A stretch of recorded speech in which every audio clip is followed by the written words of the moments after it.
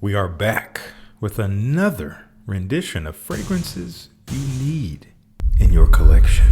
And obviously, you don't need any particular fragrance, nor do you need fragrance, period, but we're just having a good time here. We've done several of these videos already. I've had a great time doing them. I hope you guys have enjoyed watching them. We did one on vetiver. We did one on tobacco. We even did one on the barbershop fougere. Today is all about leather. A lot of you guys have been asking about leather, and we're doing leather today.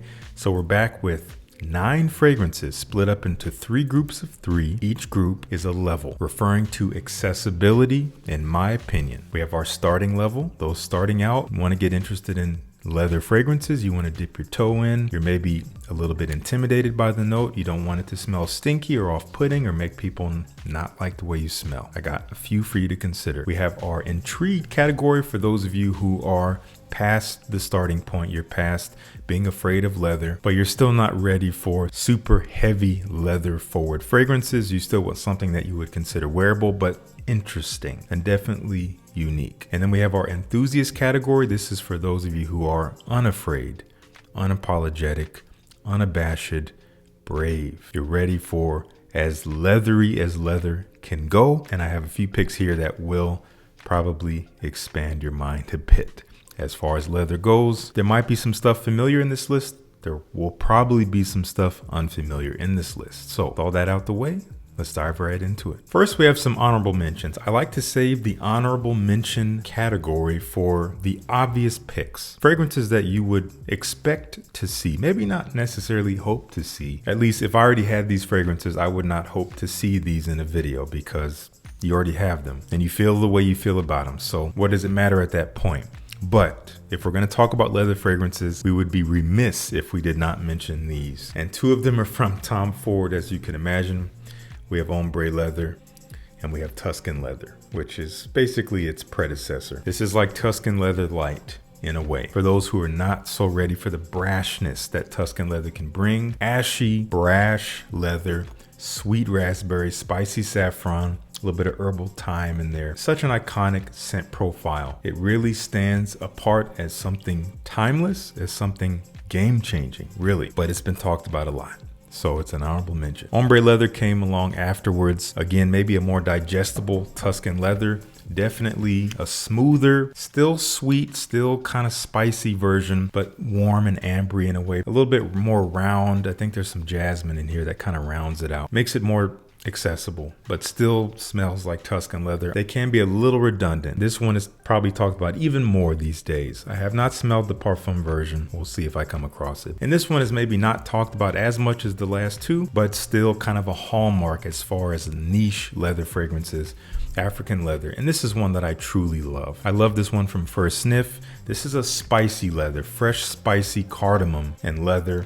Almost a little bit resinous or incensey in a way. There's something that smells like you're out in the desert or out in the elements kind of thing, but still very elegant, very luxurious smelling, and also very powerful. African leather is a lovely niche leather to check out. That's super digestible, but again, talked about a lot. So we wanted to save the real spots for stuff you don't see very much. For the starting category, let's start with Bottega Veneta Pour Homme. This is the eau de toilette. This is the originator of an entire line of fragrances that is now unfortunately discontinued. If you want to know more about discontinued fragrances, watch this video. The EDT is still out there, but all the rest, the Extreme, the Parfum, unfortunately, you're going to be hard pressed finding them. And honestly, this is not a super leather heavy forward fragrance, and we're in the beginner category, so maybe it shouldn't be, but the Extreme version and the Parfum versions are definitely more leather forward. I would probably recommend the Extreme over this as far as leather goes, but you're just not really going to find that. So leather is still in here. It's still prominent. It's still part of the original DNA, which this started, but this is more on the fresh, piney side of things. Woody, piney, coniferous, green, clean, but earthy, gentlemanly, a little bit mysterious, but super versatile, super easy to wear. Something that just smells so refined, but a little easygoing. It could be a signature scent if you love it. So yeah, you'll definitely get a little bit of your hit of leather in this, but it is very supple. It's very smooth, very much in the background, but it is kind of the backbone of the fragrance. And Bottega Veneta is known for their leather goods, so that's why they had to put leather in there. This is Pour Homme, EDT, love this stuff. So the next two fragrances are not typically what I would put into a starter category because they're a little expensive. But if you can get samples, which I will try to find, I would definitely recommend sampling them first. And this one is definitely a super digestible but unique leather fragrance. This is coming from an indie brand based out of Vancouver, British Columbia. They call themselves Untamed Perfumes, and they call this Running with Wolves. This is one of their first releases they put out in the past couple years. Beautiful fragrance. It's just so smooth. It's so blended. It is hard to distinguish any one thing, but you do get this supple, soft, but present leathery nuance that kind of wraps the entire fragrance. But it is a little bit spicy when you spray it. It's also a bit sweet and fruity. You have like cherry, like a black cherry feel. You have apple in here.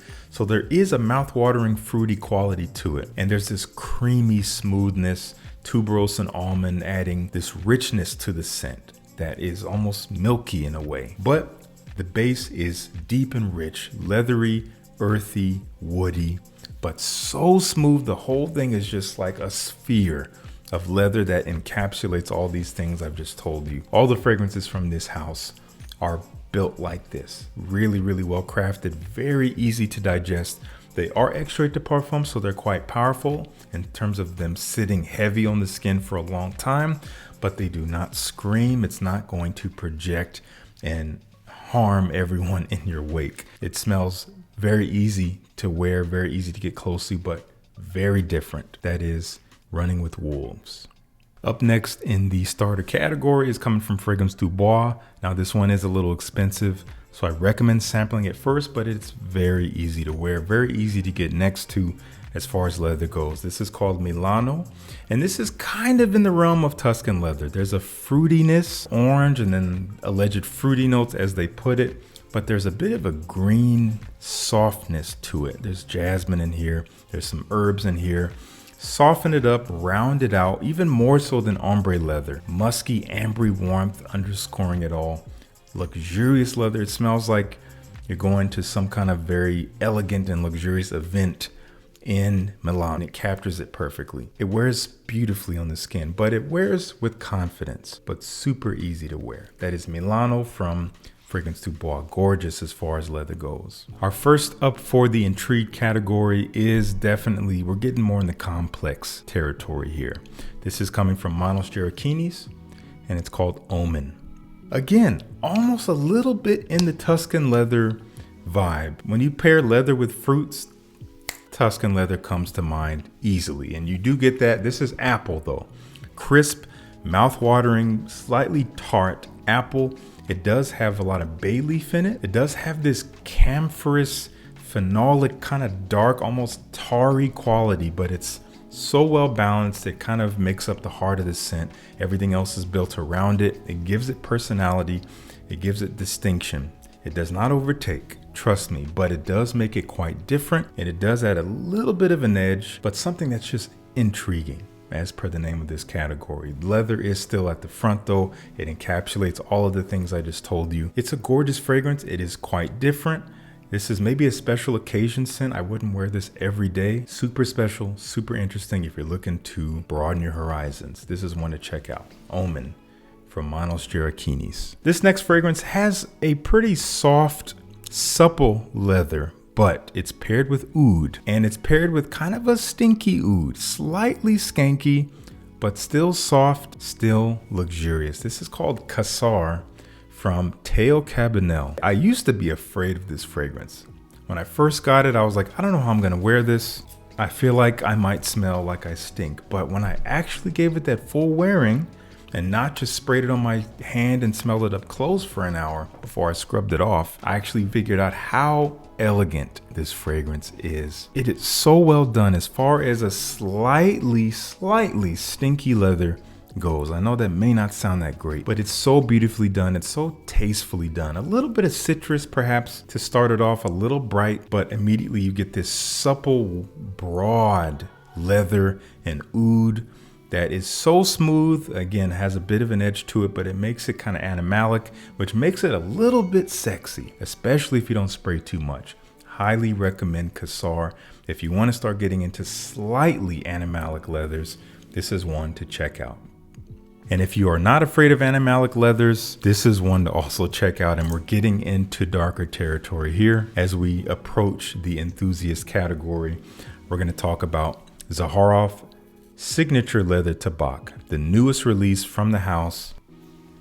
Wow, this is an incredible fragrance. The first thing I'll say about this, for those who care, this is easily the strongest fragrance Zaharoff has put out in his signature collection. Easily. It is so rich. It's so powerful. You do get the Tabak DNA. If you know signature Tabak, gorgeous, one of the most accessible tobacco fragrances out there as far as something niche, high quality, but easy to wear. I included that on our tobacco fragrance list if you missed that. This takes that DNA, deepens it, richens it, adds a very animalic, unapologetic, undeniable leather note. It's kind of resinous in a way. It is so stunning. This is a flanker done right. It takes the original Tabak and it makes it wearable for other types of functions. Definitely more of a colder weather scent than Tabak.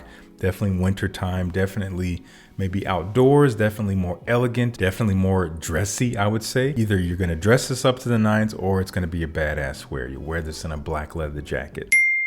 I highly recommend checking this one out if you're looking for a leather to slightly challenge you a bit, but one that's captivating. This is Signature Leather Tabak from Zaharoff. Okay, we're into the final category, the Enthusiast. And we have a designer fragrance here. You can probably guess what this is as far as a challenging designer level leather will go. We have this discontinued gem, Gucci Guilty Absolute. Very polarizing. Some of you will be down in the comments saying it smells like a Band-Aid, smells like a doctor's office, whatever it may be, that's fine. But this is a masterpiece from a designer house, if you're asking me. I'm so thrilled that Gucci went out on a limb and made this, even though maybe people didn't take too well to it. They had to pull it, but it's still out there in the discounters and it's still worth getting a decant if you can. This is brash leather. This is dirty, medicinal leather, but done with such class. Lots of woodiness in here, lots of kind of grassy earthiness in here, but mostly medicinal leather. Very dry, a little animalic, but nowhere near as animalic as what we're gonna get to. A little linear, doesn't change all that much on the skin when you wear it, but an incredible, captivating scent. If you wear it on the right occasions, which I would say is dressing it up at night in the cooler weather and not overspraying it. I would not spray this more than 4 or 5 times. I'm gonna do 5+ if I'll be outside, maybe 5 to 7+ if I'll be exclusively outdoors. If I'm gonna be exclusively indoors, I'm gonna do maybe 3 to 4, honestly, max. And that's all you need. You're gonna have a nice bubble. This is not one you want to reach out and grab people with. You wanna pass people or have them come close and they'll smell it and they'll be like, and they may not say anything, but you're gonna have an effect, especially if you're dressed the part and you walk with confidence. That is Gucci Guilty Absolute. Incredible fragrance. Say what you will, but I'm saying what I will. This next one up here is coming from a brand you may have never heard of.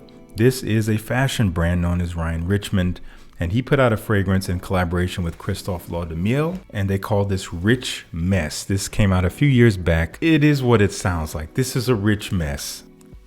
This is brash leather. It is so ashy and dark, but it is fused with some of the most unlikely ingredients. Jasmine, fig, vanilla. There's kind of like this creamy, sweet, fruity, floral vibe that is completely encapsulated by dark, brash leather. This is a bad boy scent, but one that has interest, one that actually has some approachability when you start to get to know it. But this is not for everyone, but it is an incredible scent experience. If that's what you're looking for, and I assume you are at this level, the enthusiast level, you're gonna find it in Rich Mess. What a leather fragrance.